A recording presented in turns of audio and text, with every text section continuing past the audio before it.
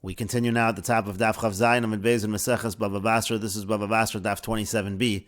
On the previous summit, the Gemara was dealing with the opinion of Ula.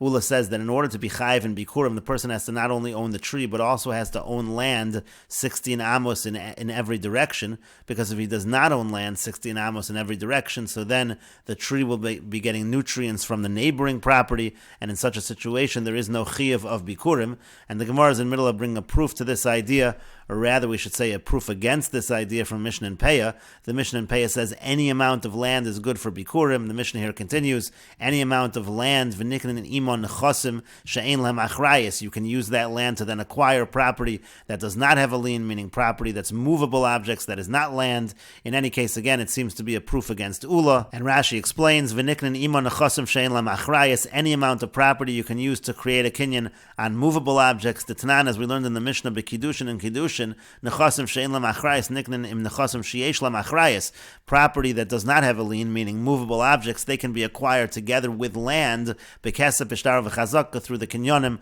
of kesef, shtar, and chazaka. Shametaltlin ein niknin ele b'mashicha, because in general movable objects are acquired only through mashicha, through pulling on the object. V'karka nikna bekesef, and karka can be acquired, for example, with money. V'yimachar lo karka u'metaltlin not yachad. Now let's say somebody sells another person land and metaltlin together. Kevan shenasan demei karka, once the money for the land is given, o masar lo shtar mechiras karka, or let's say a document is given for the sale of the land, o hechzik bekarka, or kinyan chazaka is made on the land, midas hamocher, with the knowledge of the seller, niknu hametaltlin below mashicha. So then the metaltlin can be acquired without a kinyan mashicha. In any case, katani miha, nevertheless, what does it say in this Mishnah? It says karka kol shehu chayav bikurim, any amount of land is chayav in bikurim, because al kadaydich bikurei ilan kama. Right now we think we're talking about bikurim from a tree, meaning fruits that grow on a tree, and so again you see that you don't need 16 amos in any direction. It seems to be a proof against Ula.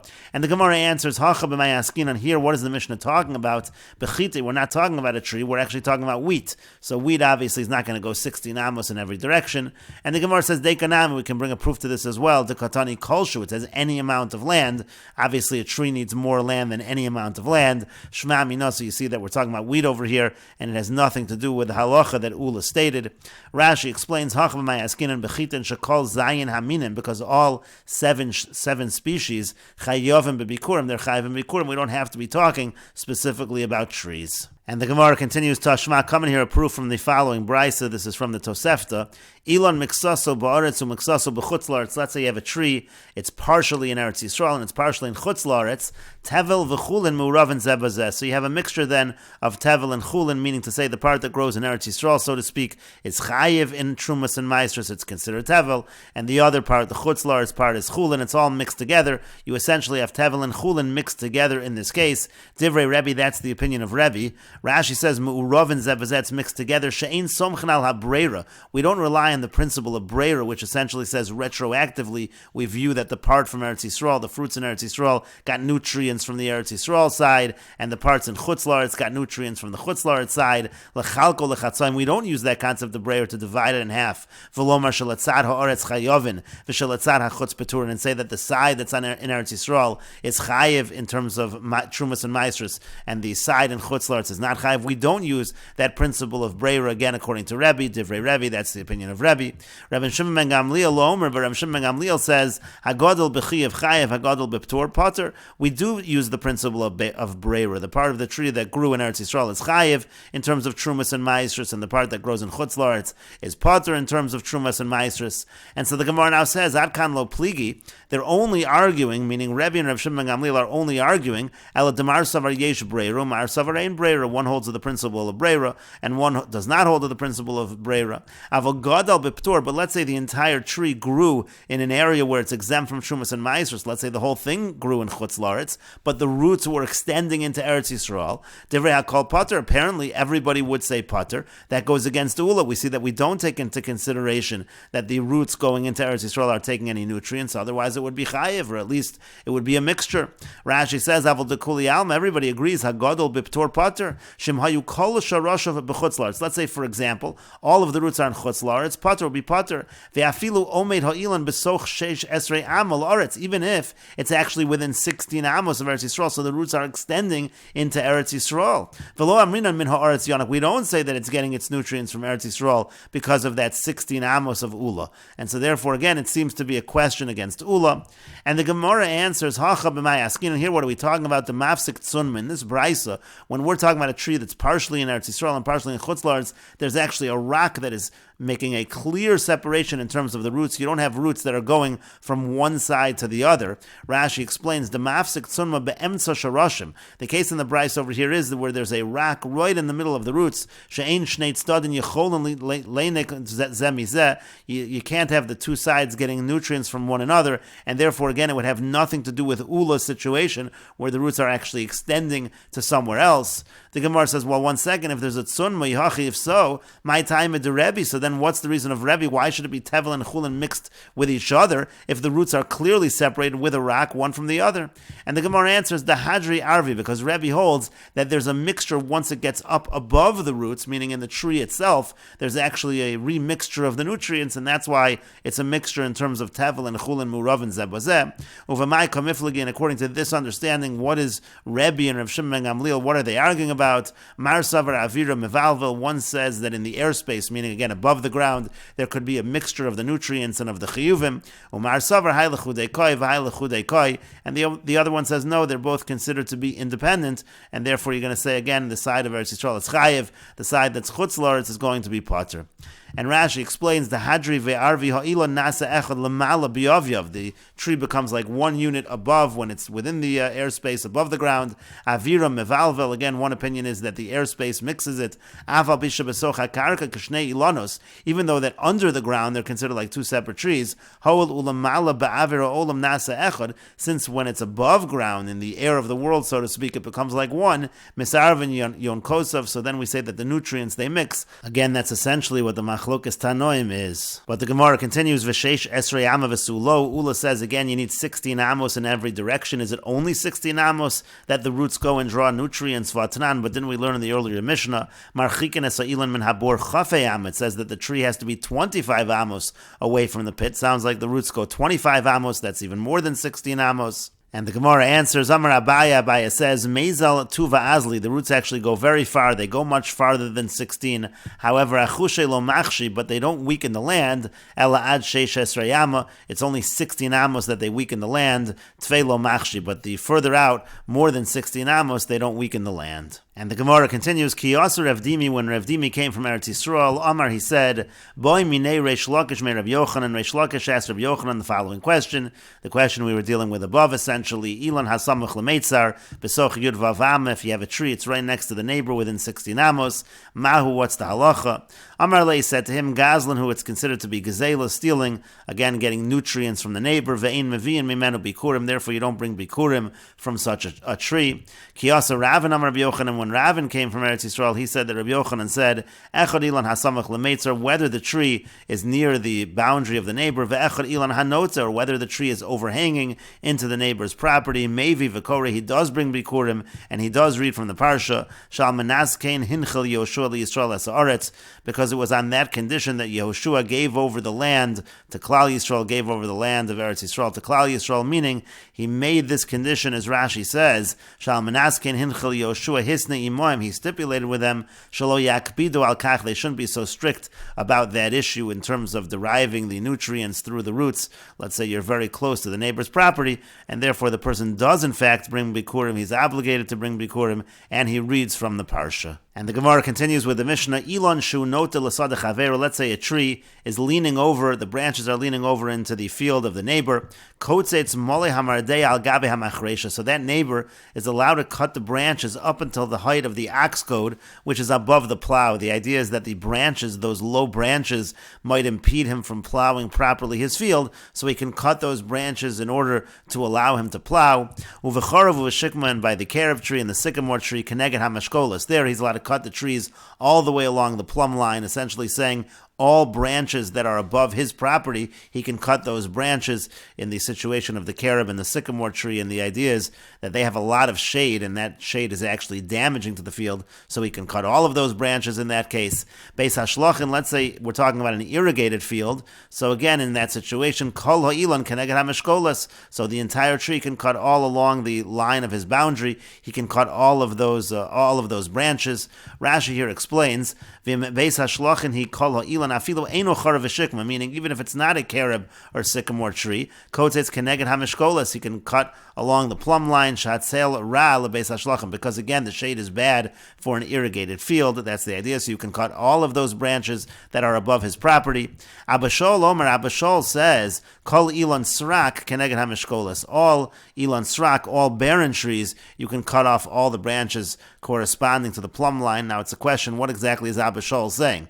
As the Gemara is about to ask, Iboil, they ask the following question, Abba Shol Areisha Koi. One possibility is Abba Shol is going on the first part of the Mishnah, meaning in the first part of the Mishnah we said Charav and Shikma is Keneged HaMeshkolas, and Abba Shol said not only Charav and Shikma, but any Elon Srak is Keneged HaMeshkolas, in which case essentially Abba Shol is expanding on this heter of the Tanakama. The Tanakama said only by the carob and sycamore trees you can cut all the branches corresponding to the plumb line, and Abba Shol is saying no, not only by Charav and Shikma, but also by any barren tree. That's one possibility.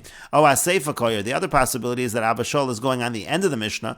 Now, if he's going on the end of the Mishnah, Abba Shol would actually be more limiting, because the Tanakama is saying Kol ha'ilon, when it comes to a Beis hashulchan, when it comes to an irrigated field, all trees you can cut all the branches. And Abba Shol says no, that's not true. You can't cut all trees. It's only true by barren trees. So that's the other way of reading Abba Shol. And the Gemara says Tashma, coming here a proof from the following brisa. Titania, because we learned in a brisa Beis hashulchan, when it comes to the irrigated field, Abba Shol Omer Kol ha'ilon keneged hameshkolas. Abba Shol says all trees can be cut when it comes to the irrigated field. Mimnei shehatzel ra'ala Beis hashulchan, because the shade is bad for the irrigated fields. So you see that Abba Shol essentially agrees with the Tanakam in terms of the irrigated field. So Shema Mina Areisha Koi Shema Mina, you see that Abba Shol's argument is not going on the end of the Mishnah. Rather, you see that Abba Shol is arguing on the beginning of the Mishnah. He says, don't limit it to Charav and Shikma. It is true by any Elon Srak. And the Gemara says again, Shema Mina, you see that is indeed the case. And the Gemara continues, Amar Rav Ashi says, Masnisa Nami Deka. You can infer this from the language of the Mishnah as well, that Abba Shol is actually going on the Reisha, the Katani, because it says Kol Elon Srak. It says all Elon Srak. It sounds like he's including more trees, not limiting the amount of trees. If you say correctly, he's going on the beginning of the Mishnah. Hainu de Katani Kol Elon. That's why it says all. Again, he's saying all trees. He's including more trees. But if he's going on the end and saying it's not true by all trees, it's only true by Elon Srak. So Elon Srak mi boile. He should have just said Elon Srak. You don't need to say the word Kol. The word Kol sounds like he's including something more. Elalav, rather, is it not Shmamina Areisha Koi? Don't we see from here that he's going on the beginning of the Mishnah, and the Gemara says Shmamina? Indeed, you see that that is the case. And the Gemara continues with the Mishnah, Elon Shu Nota L'Rishos Harabim. Let's say you have a tree that's overhanging into Rishos Harabim, into the public domain, Kotzet, so then you can cut the branches. How many branches do you cut? Kedei Sheyehe Gamal Over V'Rochvo, so that a camel and its rider are able to cross under. In other words, those branches are disrupting the Rishos Harabim to that extent, so that's how many branches can be cut. Rabbi Yehuda says, Gomel ton pishtan, when we do the measurement, we do a camel that's loaded with flax, or chavile zemuros, or bundles of branches. Again, that's the amount of branches that have to be cut to allow that kind of a camel, which is loaded up, to pass by. Rabbi Shimon says, Kolo Elon, you actually cut all of the branches of the tree, keneged hameshkolas, along the plumb line, meaning all of those branches that are overhanging Rishos Harabim can be cut, mivnei hatum, and the reason is because of tumah. And the Gemara says, Man tana divinizok basar umdana dahashta azlinan. Who's the Tan of our Mishnah that says that when it comes to damages, we only follow the current assessment, meaning you cut the trees that are you cut the branches rather that are getting in the way right now. You don't concern yourself with the fact that the branches might regrow. And the Gemara says, Amar Reish Lakish says, b'machlokas shnuya. This issue is actually a machlokas tanoim. Rabbi Eliezer here, and the author of our Mishnah is Rabbi Eliezer. The Tanan, as we learned in the Mishnah, and this is a Mishnah later on. The Mishnah says, Ein osin cholol tachas Rishos Harabim boros shichnu ma'aros. You're not allowed to make. You can't dig underneath Rishos Harabim pits or ditches or caves. The idea is that you're going to weaken essentially the road of the Rosh Hashanah by digging underneath. Rabbi Eliezer Mater, Rabbi Eliezer says, no, it's okay. You're allowed to make these kind of pits beneath the Rosh Hashanah as long as the road is strong enough that you can have a wagon that's loaded up with stones that's able to go on the road. If the road is strong enough right now, so that's going to be fine. And so you see exactly this kind of machlokes tanoim. Rabbi Eliezer says you go by the current assessment. As long as everything is fine right now, we don't concern ourselves with a future deterioration. And the Tanna Kama seems to be saying, no, we do concern ourselves with future deterioration, and the same would be true with regards to the branches that are overhanging the Rosh Hashanah.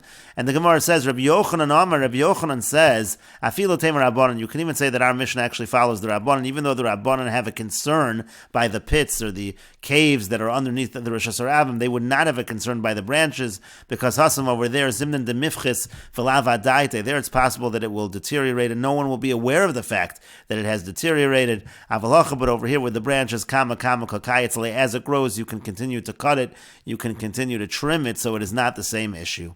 And the Gemara continues at the two dots. The Mishnah said, Rav Yehuda Omer, Rav Yehuda says, Gomel ton pishton, or chavile zemuros, the amount of branches that are cut from the tree that's overhanging the Rosh Hashanah is enough to allow a camel that's loaded with flax to pass, or a camel that is loaded with bundles of branches to pass through.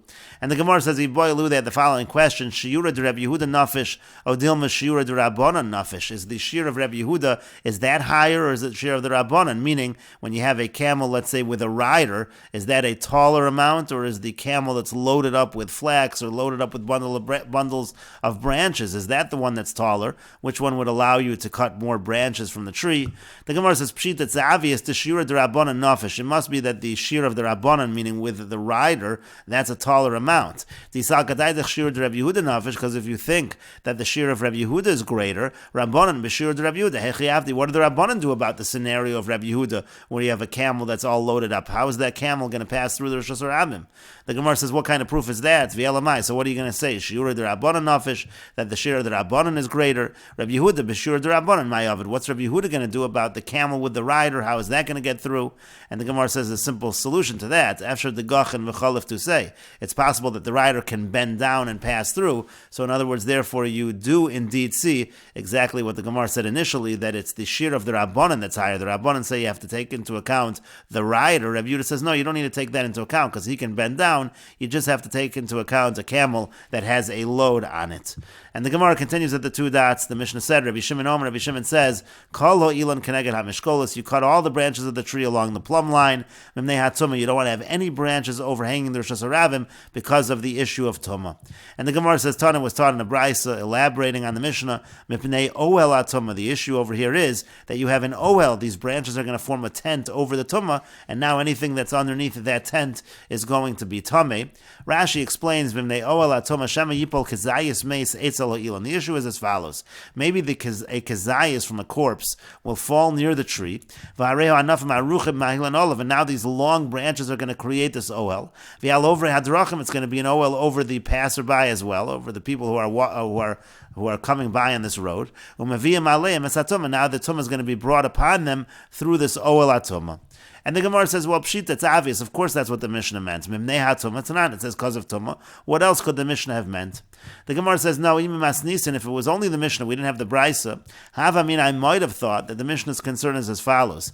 Dilma maisi orev tumah. Maybe a raven will bring some tumah, v'shadi hasam, and put it over there in the branches. Maybe that's the concern of the Mishnah. V'sa'agya b'dachlule b'alma. Then it would be sufficient just a little bit of dachlule. It's a question what exactly dachlule means. Some say dachlule means you could put a scarecrow there so that the orev, the raven, won't come. And some say dachlule just means that you'll trim the branches a little so that the tumah won't be able to stay up there in the branches. In any case, maybe that would have been sufficient because maybe that's the only concern. So kamash malon, that's what the brisa is teaching, that the concern actually is you might have the tumah underneath the branches, and so therefore the little bit of trimming or the scarecrow scarecrow is not going to be sufficient.